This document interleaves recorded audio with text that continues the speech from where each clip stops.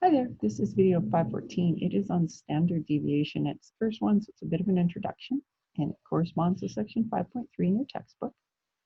Standard deviation is probably the most, I don't want to say useful, but the thing you're most likely to hit later on in your career. If you are in business, you end up taking a stats class. If you go to university and are working on a degree in like even psychology or sociology and you have to do research and stuff like that, you're going to be doing all kinds of statistical analysis of your data, and one of them is usually standard deviation. So this is the way we're going to do it.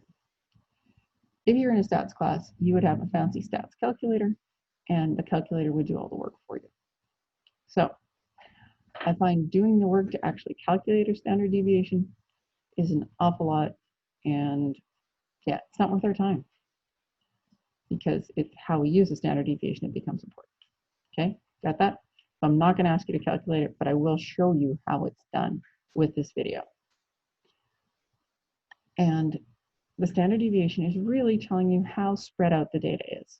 Range kind of does that, but standard deviation gives you a better idea of how spread out it is.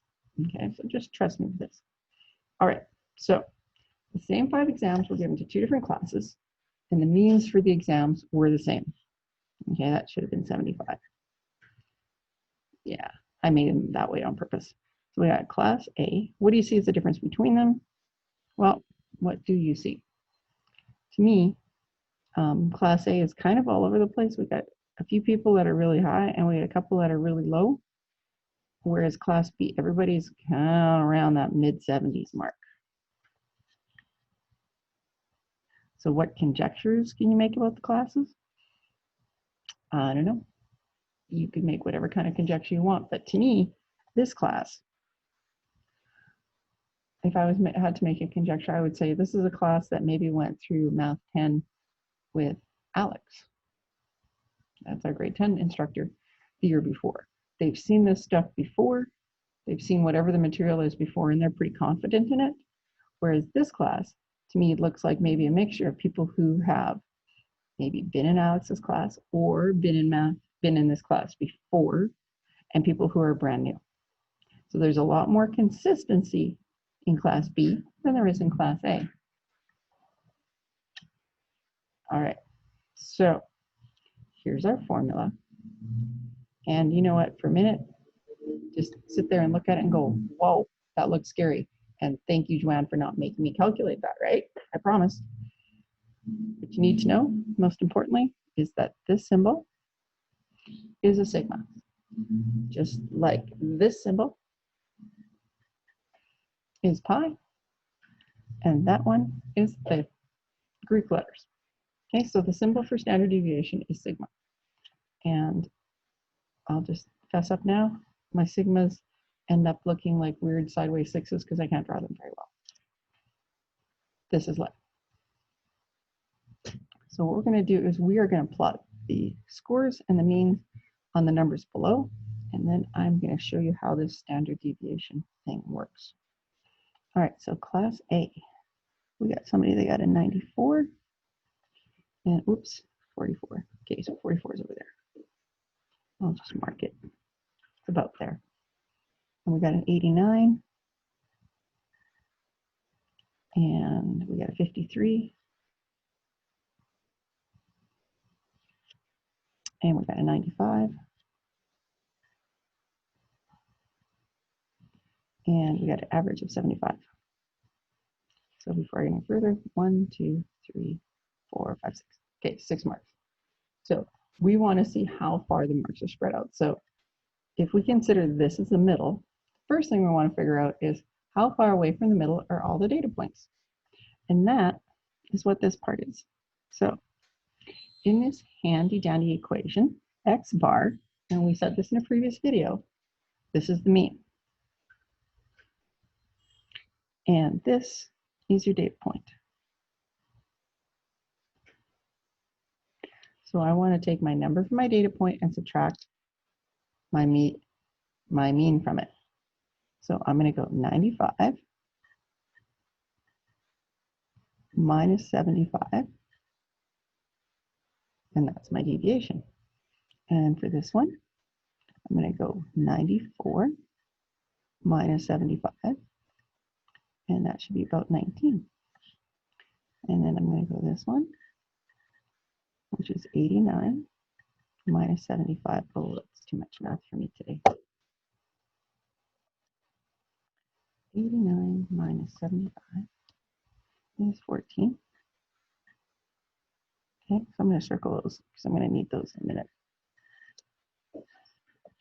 That was my mean. So basically I'm looking this distance and this distance and this distance.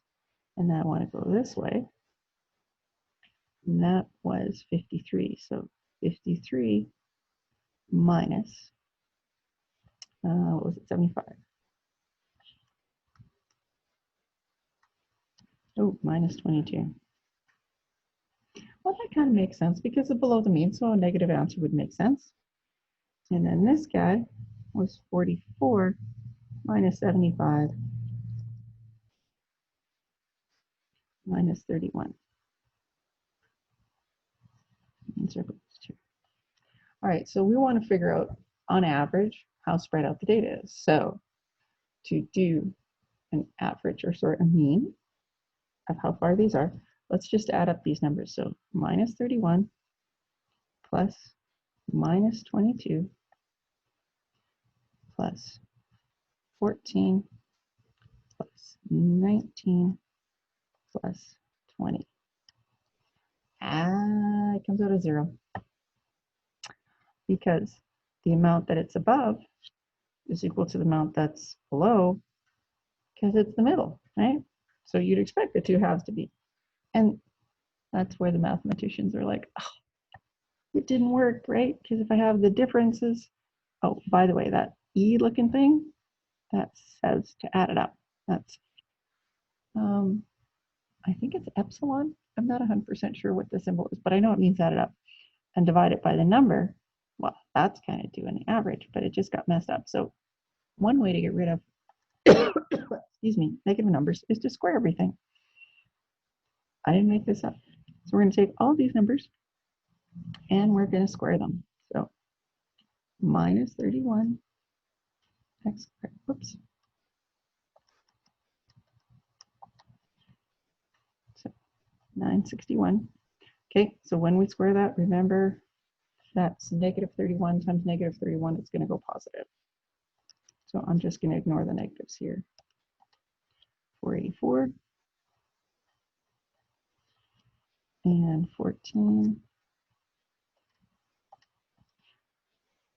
196, 19 squared, 361, and 20 squared is 400. So let's see what happens when we add those up instead. So 961 plus 484 plus 196 plus 361 plus 400. All right, that gives us a sum of 2402. And we're going to divide that by 5 because there was 5 data points. Right, that's this part here. Because we kind of want the average, like we added up. Now we're going to divide by the number of points we have, so it's 5. So it's 40, whoopsies, 480.4. But we had to square to get that answer. So now we better square root to get back to where we're supposed to be. Trust me, stay with me.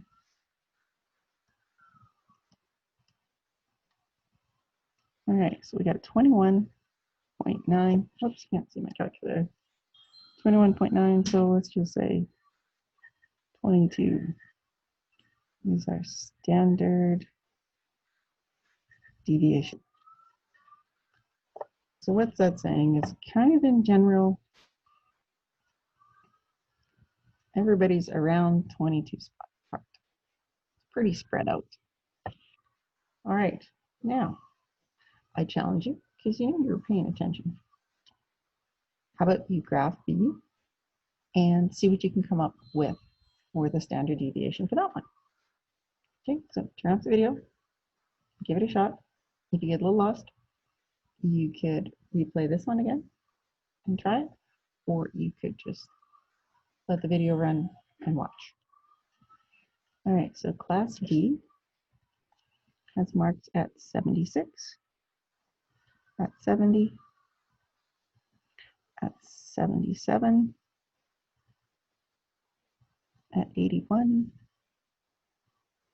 and at 71. 1, 2, 3, 4, 5. And I'll put an X in the middle, and I'll make this one an X up here too. That's where our mean was. Or better yet, you know what? Let's call it X bar. Let's call an X bar, folks.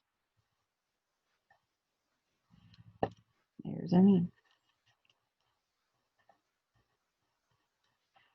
Now, you can see already that compared to this one, with the points all over the place, these numbers are much closer together.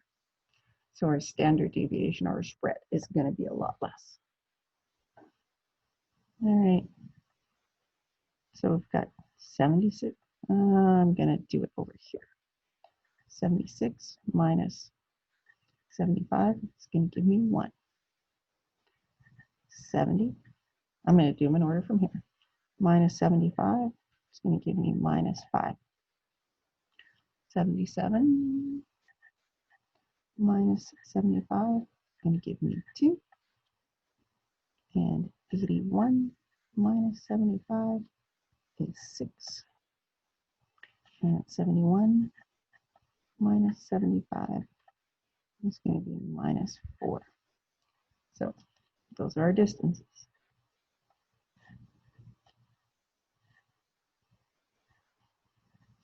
And again, if we add them up, let's see, we've got 1 and for positives, I got 1 positive and 2 and 6, that makes 9. And my negatives make 9. And if we summed it up right now, it would go to 0. That's why we have to square it.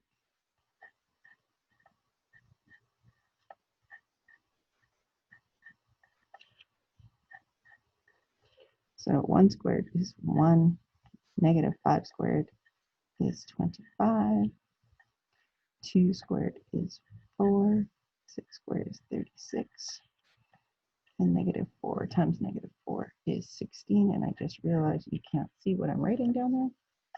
Sorry. There we go. Now what did we do last time? We need to total that up. 1 plus 25 plus 4 plus 36 plus 16 is 82. Remember last time we had an answer of like 2,402. We got 82 this time. So big difference. And then we divided it. Divide by 5.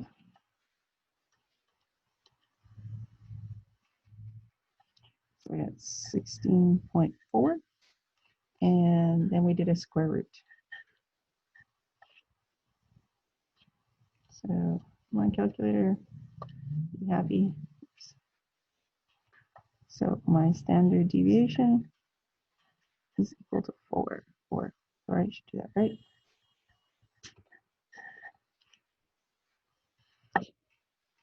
So what I need you to understand from this introduction to standard deviation is it's a measure of how spread out the data is. The smaller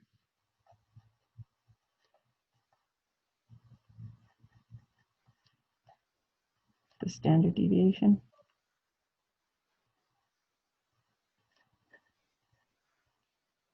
the closer the data is together.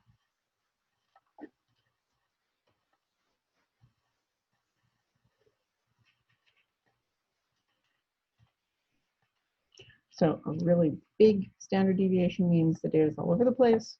A very small standard deviation means it's very clustered around the mean. Okay, I hope me showing you helps you understand how this works, but this is the key stuff that you need to remember. All right, cool, end of the video.